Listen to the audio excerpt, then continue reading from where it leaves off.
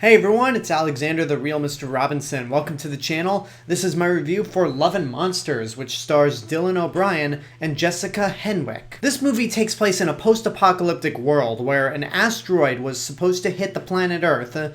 Our military forces destroyed it. Unfortunately, the asteroid ended up being full of chemicals, and the fallout basically mutated a bunch of Earth's creatures into giant monsters. And it should be noted that it's mostly cold-blooded creatures like frogs, insects, so no mammals were harmed in the making of this post-apocalyptic world. 7 years go by, and our main character, played by Dylan O'Brien, is part of a colony where everyone seems to be paired up, but he's alone. And right before everything went downhill, he and his girlfriend were separated due to the horrific events, and she's part of another colony, so Dylan O'Brien decides to journey out into the wilderness and try to reunite with his girlfriend, despite the fact that he is completely and utterly useless when it comes to destroying monsters. So as we all know, this year has just been an absolute dumpster fire, and the result has meant a lot of movies have been either pushed to a date where we might be able to get out of this pandemic, or studios have decided to release them straight to VOD and maybe in limited theaters and drive-ins. Love and Monsters fits into that latter category, and I only saw one ad for this movie. It was very briefly on YouTube, and I just thought it looked pretty impressive. Then eventually the movie came out and got glowing reviews. When I described this to somebody, they thought I was talking about a totally different movie called Save Yourselves, which I reviewed a couple weeks back, so you can check out that review. So now that I got Save Yourselves out of the way, I finally got around to seeing Love and Monsters. I actually saw it about 3 weeks ago, maybe a month ago, and I gotta say, I didn't love it. I don't think it's bad. I don't dislike the movie at all. I do like it, but I guess I was led to think that there was more to this movie. And when I watched it, I did like it. There's a lot in this movie that I actually do admire. It's got a really unique world to it. But I guess I just wasn't hooked to it like I thought I would. And that disappoints me because I really love a good monster movie, even beyond Godzilla, Gamera, or King Kong. I like seeing monster movies that try to be a little more unique and try to create a unique world.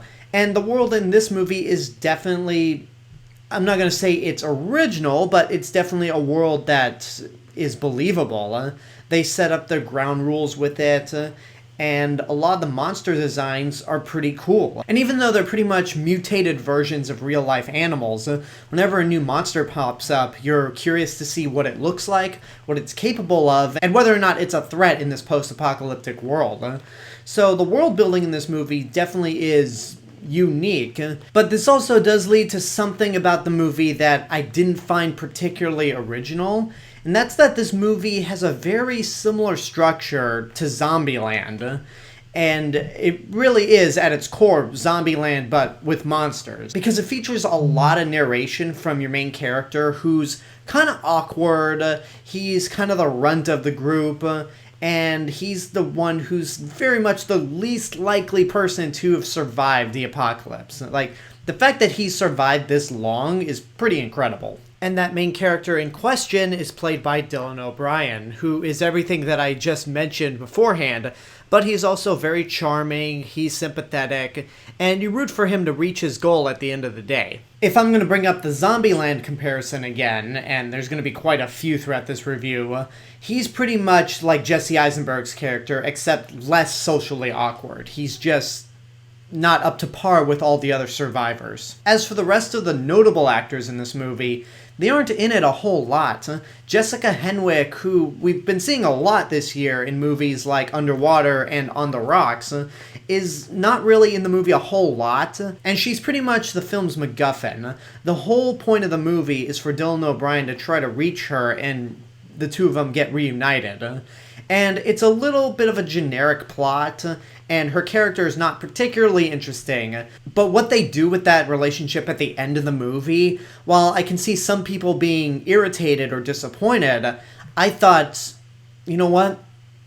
That feels like the most logical thing you could have done, and In any other movie, I feel like it would have been a more Hollywood ending, and I appreciate the movie for going down the route that it did. It's not too extreme. I'm not trying to build it up as something shocking, but it is something where you think about everything that's happened and you go, that's a realistic approach, he said about a movie with a bunch of giant radioactive mutated monsters. Michael Rooker is also in this movie, and he's in it very briefly, and he's pretty much the Woody Harrelson equivalent from Zombieland. You can tell by a lot of the comparisons I'm making that this movie is trying to be the Zombieland equivalent for monsters, and in some ways it is because of the way it's structured and the world building, but in other ways it's not. It's not really trying to reach the heights of comedy like Zombieland, because when it comes to Zombieland, there are so many moments of that movie that make me laugh hard. And that movie has no shame in trying to be a straightforward comedy. This movie is trying to be more earnest and is not as comedic as Zombieland.